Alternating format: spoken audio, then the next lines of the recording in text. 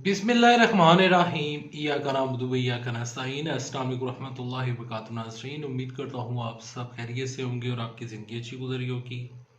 साबिर शाकर ने एक खबर ब्रेक की है और एक ऐसी खबर ब्रेक की है जो कि किसी के वहम गुमान में भी नहीं थी, जो कि दिसंबर की बल्कि पाकिस्तान की जो तारीख है, सियासी तारीख है, उसकी सबसे बड़ी खबर है।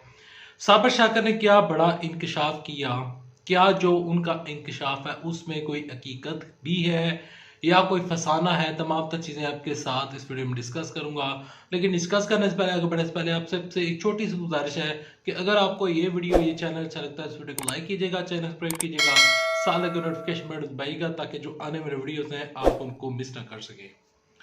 ठीक 3 घंटे पहले साबिर शाकर ने एक अपना यूट्यूब चैनल के ऊपर एक व्लॉग शेयर किया, जिस व्लॉग का टाइटल था 25 दिसंबर को पाकिस्तान आ रहा हूं नवाज शरीफ, दोस्तों को पैगाम मियां बीवी की लंदन यात्रा, जनरल बाजवा और नवाज शरीफ का एक रहनुमा को फोन। इसमें साबिर शाकर ने यह बताया कि नवाज शरीफ 25 दिसंबर को पाकिस्तान वापस आ रहे हैं। तो आज है 16 तारीख, तो तकरीबन 8 दिन रह गए हैं, क्योंकि अगर 25 को आना है तो 8 दिन के पास फ्लैट है और फ्लैट के बाद नवाज शरीफ पाकिस्तान लैंड कर जाएंगे। और साबिर शाकर ने कहा है कि नवाज शरीफ ये कहते हैं कि 1 महीना में जेल में रहूंगा और मेरे ऊपर जो तमाम तर केसेस हैं वो ख़त्म हो जाएंगे और मैं सुरखरू हो जाऊंगा और मैं पाकिस्तान का नेक्स्ट वज़ीर आज़म बनने के लिए तैयार हूँ। मामला तय पा गए हैं। क्या यह मामला इतना आसान है? क्या नवाज शरीफ वापस आ रहे हैं? वो जानेंगे आगे चल करके। सबसे पहले आपके साथ साबिर शाकर की ही एक खबर शेयर करता हूँ, जो कि उन्होंने ईद के मौके के ऊपर ईद का प्रोग्राम किया था साबिर शाकर ने। उसमें आरफ हमीद भट्टी भी उनके साथ मौजूद थे, इसके अलावा चौधरी साहब भी उनके साथ मौजूद थे, तो उनके साथ और भी दीगर एंकर्स मौजूद थे।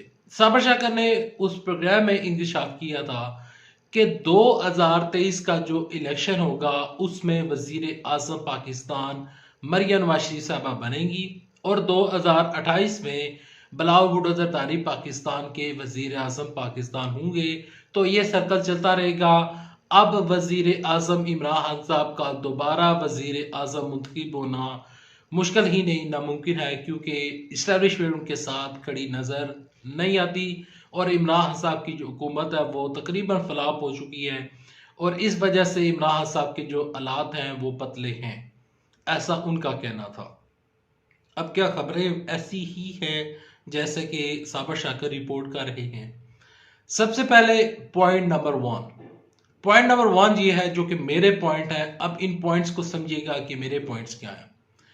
नंबर वन के ऊपर जो पॉइंट है वो पॉइंट ये है कि मुस्लिम लीग नून के तर्जुमान, मरियम नवाज शरीफ के तर्जुमान, नवाज शरीफ के तर्जुमान, उन्होंने ये कहा है कि हमारे नेक्स्ट वजीर आजम, शायद कानाबासी की मैं बात कर रहा हूं, हमारे नेक्स्ट वजीर आजम शहबाज शरीफ होंगे। शहबाज शरीफ होंगे, इसका यह मतलब है कि मरियम नवाज शरीफ और नवाज शरीफ दूर दूर तक इनकी ऊपर जो न्यायालय की तलवार लटक रही है वो तलवार अटने का नाम नहीं ले रही है और ना ही नवाज शरीफ वजीर आजम बन सकते हैं, क्योंकि वो इलेक्शन लड़ने के लिए अहल नहीं है। तो वो वजीर आजम किस तरह बन सकते हैं, ये एक क्वेश्चन मार्क है। अब आगे लेकर चलता हूं आपको। दूसरा नंबर पॉइंट ये है कि नवाज शरीफ और शहबाज शरीफ के दरमियान इस मामले के ऊपर आपस में काफी ज्यादा डेडलॉक बरकरार है कि वज़ीर आज़म आपने बनना है या मैंने बनना है या मरियम नवाज शरीफ को बनाना है।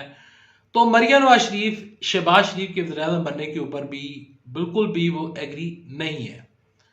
अब नवाज शरीफ की ये जो खबरें आ रही हैं कि नवाज शरीफ की लंदन में 2 लोगों के साथ मुलाकात हुई, वो 2 लोग कौन थे मैंने आपको एक वीडियो बनाकर बताया था कि एक थे चौधरी सरवर और दूसरी थी मुहतरमा रेयाम खान साहिबा। और तीसरा नंबर के ऊपर बताया गया था कि बाकायदा तौर पर जो यहाँ पर अयाज सादक हैं वो लेकर पैगाम गए थे लंदन में और नवाज शरीफ के साथ तमाम मुज़ाकरात चल रहे हैं और नवाज शरीफ को वापस पाकिस्तान लाने के ऊपर काम जारी है। क्या नवाज शरीफ पाकिस्तान वापस आएंगे? ये सबसे बड़ा क्वेश्चन मार्क है। इस क्वेश्चन का जवाब मैं आपको दे देता हूं। देखिए, नवाज शरीफ के ऊपर जितने भी केसेस हैं, इसको समझेगा, इस पॉइंट को समझेगा। वो नवाज शरीफ के ऊपर केसेस इमरान खान साहब ने हरगिज नहीं बनाए। नवाज शरीफ के ऊपर जो केसेस चल रहे हैं, एक पनामा का केस है। पनामा में जो उनका अकामा निकला और उनकी बेनामी जायदादें जो निकली हैं, वो इमरान खान साहब ने नहीं केस बनवाए हैं, इस बात को समझे। दूसरे उनके ऊपर जो केसेस चल रहे हैं, चौधरी शुगर मिल्स का, रमजान शुगर मिल्स का, आशियाना हाउसिंग स्कीम का, जो शहबाज शरीफ के ऊपर केसेस है, ये केसेस आसिफ अली जरदारी ने बनाए थे और ये केसेस अभी भी जा रहे हैं। तो नवाज शरीफ के ऊपर इमरान खान साहब ने केसेस नहीं बनवाए। ये केसेस बकायदा तौर पर जो है, इन केसेस में नवाज शरीफ के पास देने को कुछ नहीं है, उसके पास रसीदें नहीं है। मरियम नवाज शरीफ के पास रसीदें नहीं है, इन तमाम तर लोगों के पास रसीदें नहीं है। जब रसीदें नहीं है तो यहां पर आकर करेंगे क्या? क्या अदालतों में चले जाएंगे? क्योंकि जो ही नवाज शरीफ ने उतरना है, तो शेख रशीद साहब ने कहा था कि जो ही अगर ये वापस आते हैं तो इनको तो जेल में जाना पड़ेगा। अब जो साबर शाकर कह रहे हैं या मीडिया रिपोर्ट कर रहा है कि 1 महीना जेल में रहेंगे और केसेस खत्म हो जाएंगे, किस तरह खत्म होंगे? क्या नवाज शरीफ लंदन से अपने सारे रसीदें ले आएंगे? जिस हालात में वहां पर रहते हैं उनकी रसीदें उठाकर यहां पर दे देंगे? इस्टेब्लिशमेंट का नवाज शरीफ के साथ किसी किस्म का कोई मामला नहीं है।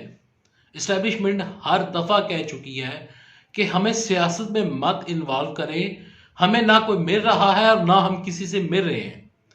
मेजर जनरल बाबर इफ्तिखार ने कहा था, उन्होंने प्रेस कॉन्फ्रेंस में बताया था, क्योंकि सीनियर साफी अरुण रशीद ने यह खबर दी थी कि मरियम नवाज शरीफ की उनके साथ मुलाकात हुई है। तो उन्होंने कहा था कि या तो प्रूफ करें कि आपके पास अगर कोई सबूत है तो हमें दें। तो उसके ऊपर अरुण रशीद ने कोई सबूत नहीं दिया था। अब कोई इस्टेब्लिशमेंट इनके साथ कोई मुज़ाकरात नहीं कर रही है, ये इस्टेब्लिशमेंट ने खुद बताया। अब बात आती है कि नवाज शरीफ अगर पाकिस्तान लैंड कर जाते हैं, जिस तरह ये सहाफी कहते हैं कि केसेस खत्म होने वाले हैं, बिल फर्ज तमाम तक केसेस खत्म हो जाते हैं, नवाज शरीफ सुरखरू हो जाते हैं, यह मामला ठीक हो जाते हैं, इमरान खान साहब की हुकूमत खतरे में पड़ जाती है, तमाम तर चीजें हो जाती हैं, लेकिन एक चीज तो फिर भी होनी है, वो है इलेक्शन। जब इलेक्शन होगा तो इलेक्शन में वोट आपने देना है। ईवीएम मशीन हो या जो पुराना सिस्टम है उसके ऊपर जितनी भी वोटिंग होनी है, वोट तो आपने देना है। वो मुझे आपने बताना है कि क्या आप नवाज शरीफ को चुनेंगे या फिर इमरान साहब को या बिलावल भुट्टो जरदारी को या मुहतरमा जो है यहाँ पर मरियम नवाज शरीफ साहब, आप उनको चुनेंगे? कमेंट सेक्शन में लिखिएगा। अगर आपको ये वीडियो पसंद आई है तो इस वीडियो को लाइक कीजिएगा। मुझे अपनी कीमती राय से लाजमी आगाह कीजिएगा कि आप वोट किसको देंगे, क्योंकि जिसको आपने वोट देना है, इलेक्शन 2023 में होते हैं या 22 में होते हैं, कल हो जाते हैं, परसों हो जाते हैं, बनेगा वही जिसको आप मुंतखब करेंगे। तो ये आपके हाथ में पावर है, अल्लाह ताला ने आपको पावर दी है, आपने वोट डालना है। आप बताएंगे कि क्या आप नवाज शरीफ को, इमरान खान साहब को या मरियम नवाज शरीफ को वोट डालेंगे या बिलावल भुट्टो जरदारी को वोट डालेंगे? कमेंट सेक्शन में लिखिएगा। अभी तक नेक्स्ट वीडियो तक दे इजाजत। अल्लाह हाफिज। पाकिस्तान जिंदाबाद, पाकिस्तान फौज जिंदाबाद।